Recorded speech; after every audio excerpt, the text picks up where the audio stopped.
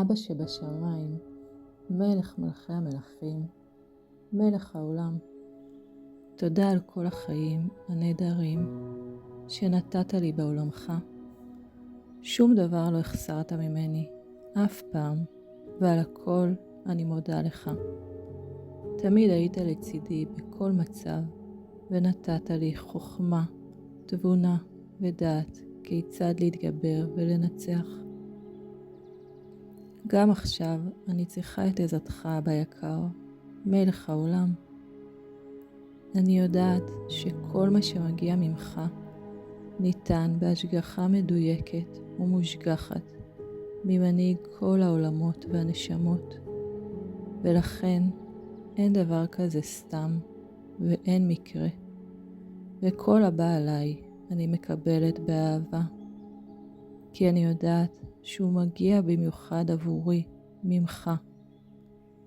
וכאבא שאוהב את ילדיו, חושב, רוצה ועושה את הטוב תמיד עבורם, אני יודעת שכל מה שמגיע ממך הוא לטובתי המלאה, כדי שאוכל להזדכך, להיות קרובה ודבקה יותר בך. אבא היקר, תן לי להצליח גם הפעם בניסיון שנתת לי. תן לי כוח לחשוב מחשבות טובות וטהורות, ולא לסור מאמונתך יתברך לעולם.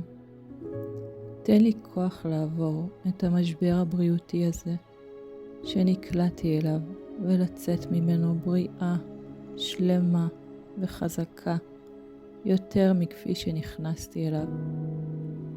אבא שבשמיים, הלוואי, ואם יש לי זכויות בעולמך, יעמדו זכויות אלו לטובתי בעת הזאת.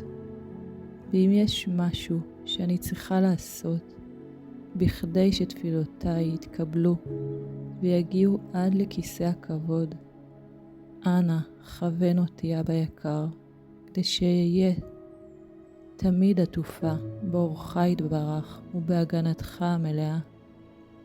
יהי רצון שכל השליחים שתשלח עבורי בכדי לרפא אותי יעשו את עבודתם בקדושה ובטהרה, ואצא בריאה ומחוזקת, ואשוב לעבודתך יתברך במהרה. אמן.